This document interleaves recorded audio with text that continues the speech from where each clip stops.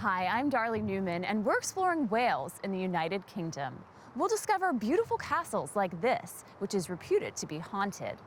Learn how to speak Welsh, at least a few words. Take a ride on Europe's fastest zipline, and try traditional foods and beverages. Welcome to Travels with Darley in Wales.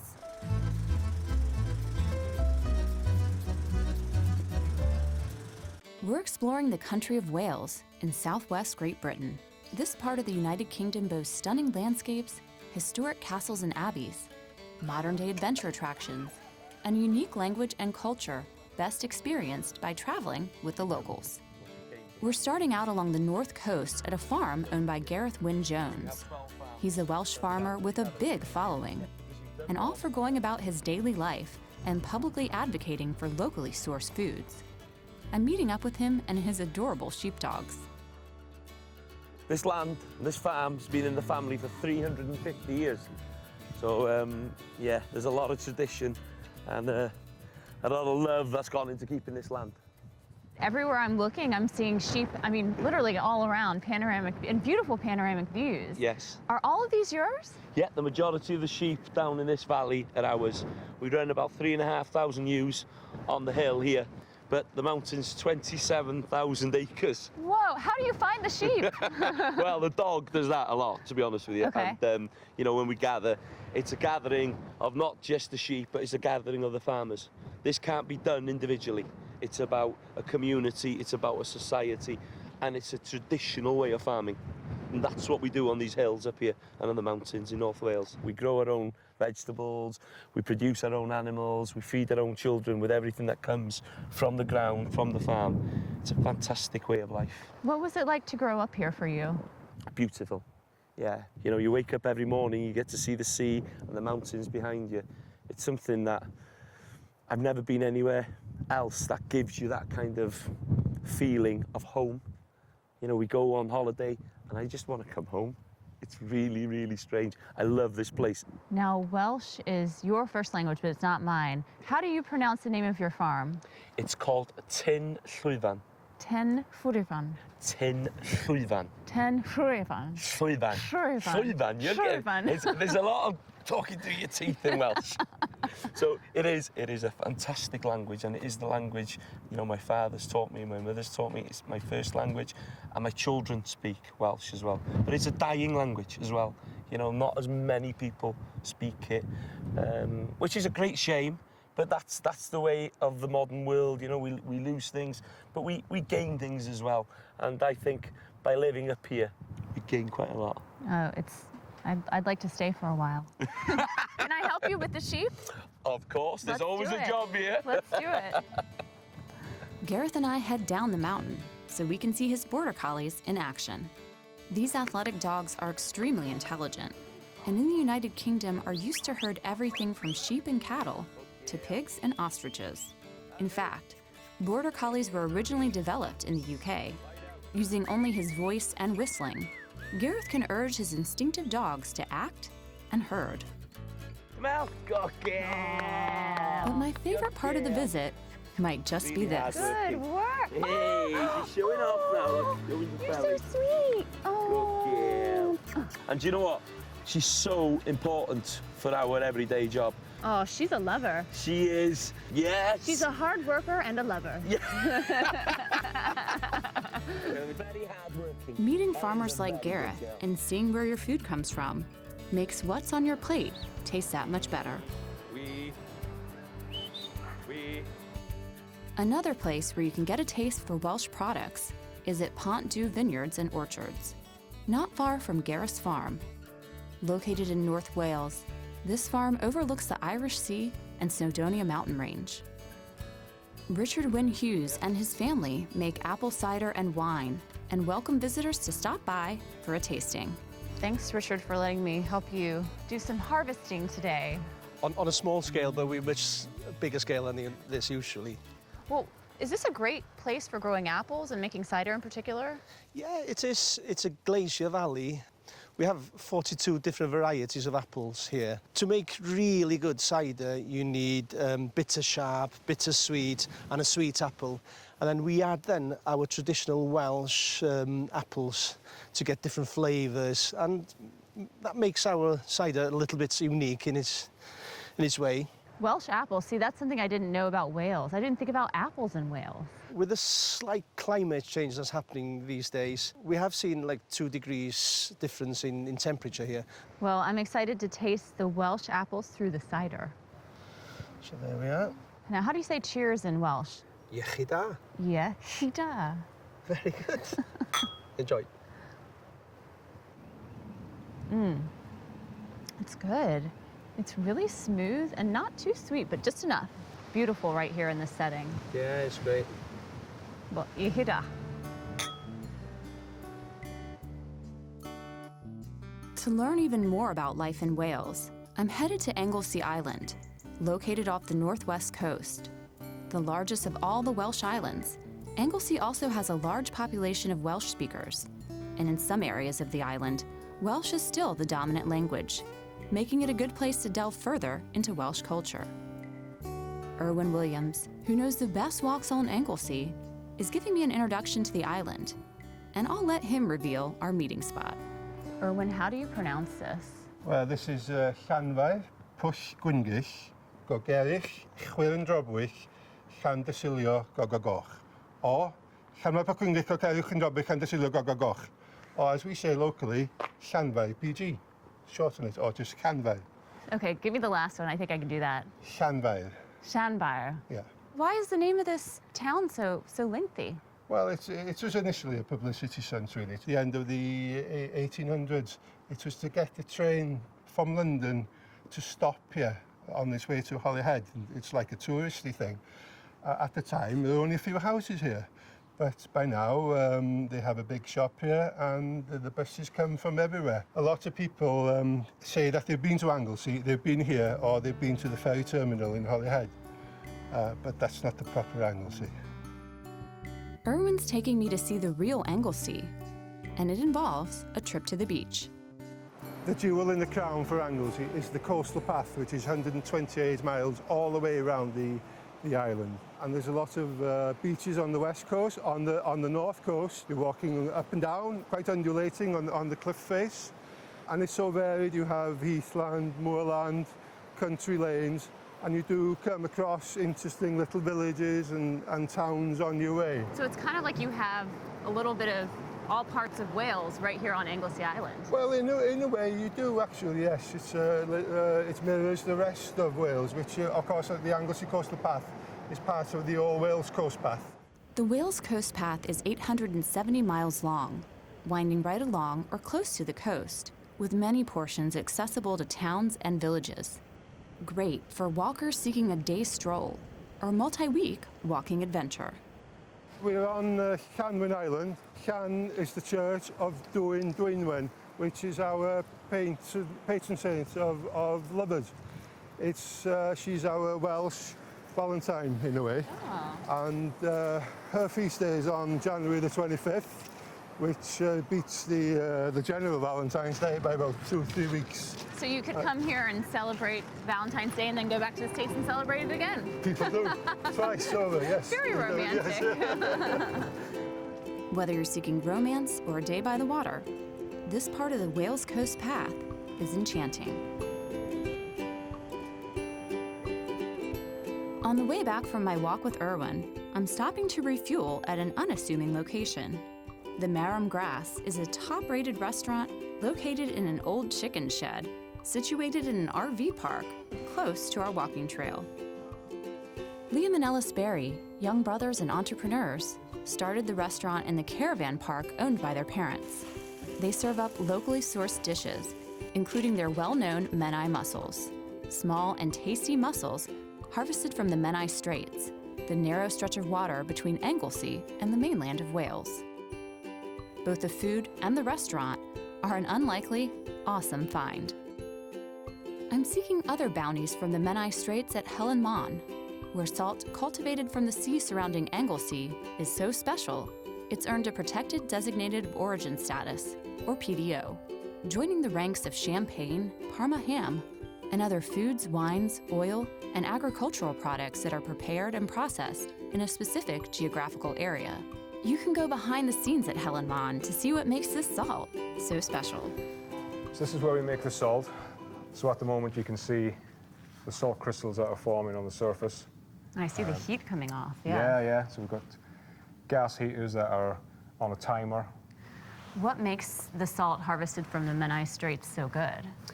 Well, we're lucky really with the Menai Straits.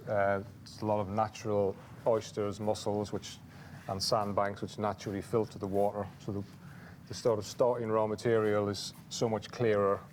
So Menai Straits make for some good salt. Exactly, yes. So we harvest the salt usually in the morning, 2-hour window, and this is some of the salt that we harvested this morning. Looks like big flakes of glistening snow. Yeah, it's fantastic. It's totally different to anything else out there, your table salt, your rock salt. So this will go in a dryer tomorrow morning and it'll be ready to be packed. Now that we've seen the process for harvesting, it's time to see if I can taste the difference.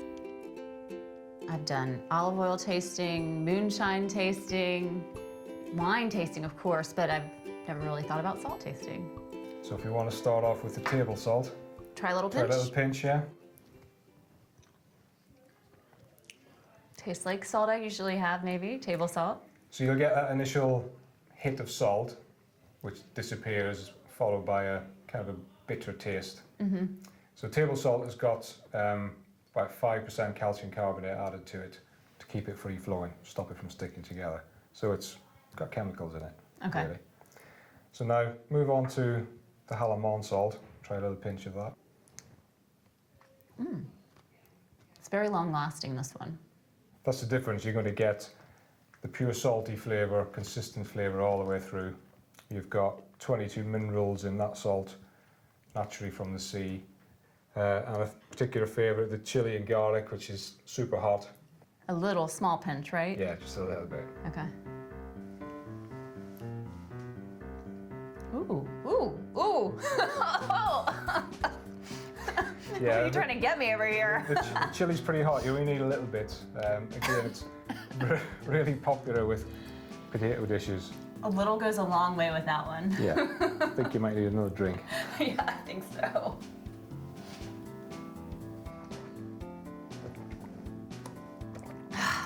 A whole world of salt I never even knew existed.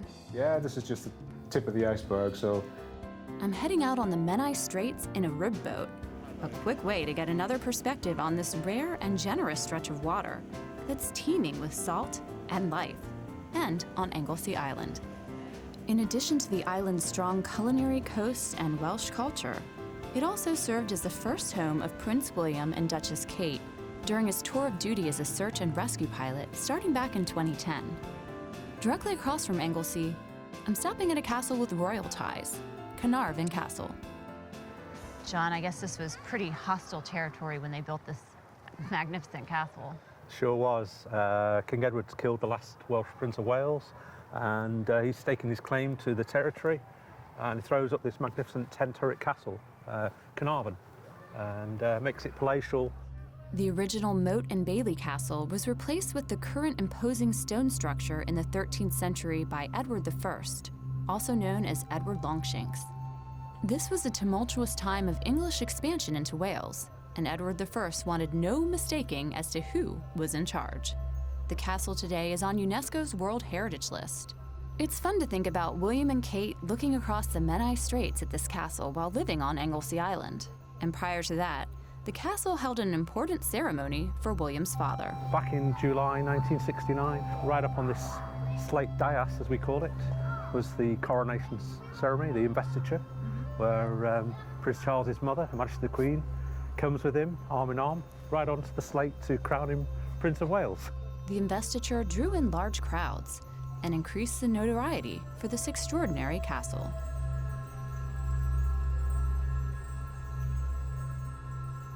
Another castle of great importance is less than an hour away, and while Carnarvon is known for its royal ties, Bottlewoodin has a reputation for its paranormal activity. This Victorian castle is open to the public, showcasing over 500 years of history and art from the National Portrait Gallery. But there's one room that may give you chills. We're in the sculpture room. This is a part of the house that's said to be a hot spot for paranormal activity. A staff member actually saw a woman in a white dress float through here. And they've used a lot of devices to kind of feel the energy in this room and test for the paranormal activity. I'm using these dowsing rods right now, and I'm actually walking across a line which is said to have the most activity for ghosts in the house. Now, I'm not sure if it's true or not, but these dowsing rods tell the story. While mine didn't completely cross, which some believe can signal the presence of spirits, yours may if you stay overnight, participating in one of the castle's ghost hunts or paranormal investigations. Whether you believe it or not, this castle makes for an interesting, if not eccentric, visit in Wales. From a haunted castle to a hair-raising zipline experience, we're heading to Bethesda, Wales on the edge of the Snowdonia Mountains to fly like a bullet over a stone quarry. Sound crazy? Well, I'm about to head up there. Yes, all the way up there. This is Europe's fastest zipline. It's a mile of sheer fun and terror. Now, I enjoy ziplining, but I have to admit, this one is making me a little nervous. I'm outfitted in a special wind and water-resistant suit, goggles, and a helmet. Yes, I look ridiculous, but it's all part of the procedure, as sometimes the weather conditions at the top can be tricky.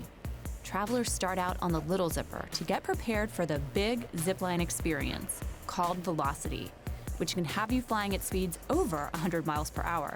If heights scare you, this is probably not an adventure you should pick. But if you want to rush, this experience will give it to you.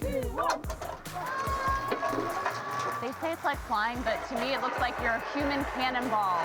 Not only are you flying fast on the zip line, but you're also flying like a superhero. Head first, like no zip line I've ever tried. Oh yeah, I'm in it. I'm in here now. No turning back. And trust me, right before you get launched, you may just want to. The weird thing about this is you really don't feel like you're in control at all. 3, 2, 1. Fast and spectacular. This is a zip worth traveling to reach, especially if you're a thrill seeker. I'll tell you, my heart was definitely pumping, and even though this experience flies by, it's something that may leave you grinning for quite some time. That was great. At least up to dinner. Tonight I'm in for a cool experience because I'm dining with a local Welsh family. As our world continues to become more globalized and the sharing economy thrives, I'm not surprised that you can find a family that offers this kind of experience. You know, when you're on the road, it's nice to come into a home. I'm dining with the Price family, and though we're feasting on homemade rolls, leeks wrapped in ham with a Stilton sauce, and other Welsh delights, it's more about the company and gaining insight into each other's cultures than the food, though the food is good. You get a lot of people from the U.S. coming, right? Yeah. What is the most common thing that they ask? They love to talk about Downton Abbey, Okay. the royal family. They love to know about culture and how general day-to-day life is. Then they get a bit more serious, talk about politics and education. Well, as the wine begins to flow too, I guess, you know, people get more brazen with their questions. Yeah, exactly. Those insiders tips. Exactly. Yeah. Yeah. They just like to know. Well, and it's nice to meet a little local cat. Well, It's a nice welcome. All in all, it seems that my dinner with the family confirms. Even though we all have different cultures, live in different places, and eat different things, we're all united as humans and families. And that's just a pretty neat thing to realize, especially on your travels. For a look into human nature throughout history, I'm meeting Roger Farnham at Vallecrusis Abbey in northwest Wales. Vallecrusis Abbey was home to an order of Cistercian monks from 1201 right up to 1537, a tumultuous time when Henry VIII dissolved Catholic monasteries, and monks were forced to leave their abbeys. But lest you think this is a story of religious piety and ill fortune, Vallecrusis Abbey reminds one of modern times, of human strength, and believe it or not, slight corruption. Roger explains it best. Well, Darley, the Abbey was built in 1201, or started in 1201. It was what they call a daughter house of an abbey called Strata Marcella, which was about 30 miles from here. Some abbeys got better treatment than others in the dissolution. Strata Marcella is all that's left of it is a plaque in the ground about that size saying it was there. But you look at all of this and it survived. And the reason it survived was it was used as a farmhouse after Henry VIII dissolved all the monasteries. What was daily life like for the monks that lived here? Fairly hard. They say that, for instance, in the cold, they would have only had one warming room. So the rest of it would have been very cold. If I think of monks as being austere, is that sort of how they really were? Originally, what happened was the Cistercians, if you like, going back into the history of abbeys and various religious orders, were a breakaway order from the Benedictines because they assumed the Benedictines were getting too lax. So they thought, we'll go back to our original thing of being vegetarian, being very strict. Pious. But it soon got changed over time. Their diet was about 6,000 to 6,500 calories a day. That's a lot. So life was good for the monks here in this remote abbey. Oh, definitely, yes. Because they were very, very astute business people. Interesting. I don't think about that when I think about monks. They even had things like, you've heard of the futures market? Mm-hmm. Monks here would say to other places, would you like to buy our wool in 3 years' time at this price? So they would then say yes. Occasionally they come unstuck. You might have had a disease like sheep scab, which meant the fleeces all fell off.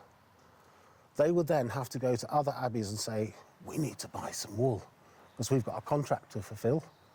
The other abbeys would rub their hands and say, all right, we can get a good price for this. So they were wheeling and dealing and drinking and... A bit like Las Vegas, really.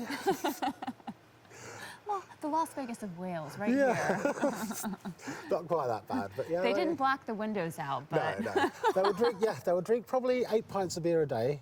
They perhaps couldn't trust the water, was one of the reasons. But then 8 pints is still a lot. There are some Welsh poets who came here in the 1400s who described the feasts they used to have here or how the tables were laid. Whether or not that's artistic license, we don't know. The tables were full of food and everything like that. A very different portrait of what I thought monastic life to be. But then again, Cistercian monks were innovators, and during their golden age, many abbeys accumulated wealth. After all, we're all human. But a visit to this abbey, with Roger as your guide, will certainly bring it to life. Not far from the abbey, at a local school, I'm stopping at a rehearsal for an award-winning male voice choir. Male choirs are an age-old tradition in Wales, which has been called the Land of Song, and the choir's rehearsals are open to the public with prior correspondence. It's a great way to end my trip through Wales, especially hearing the Welsh national anthem, whose title translates in English to mean Land of My Fathers.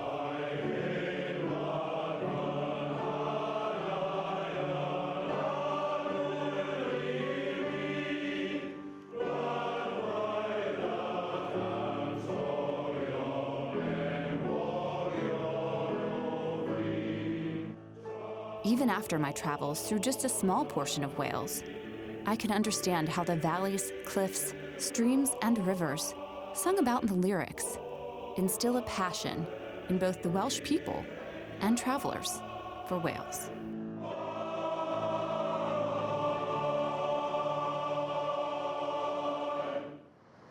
Wales is an ideal travel destination for those with an adventurous spirit, and views like this will definitely inspire you to get out and enjoy nature. I'm Darley Newman, and thanks so much for joining me in Wales.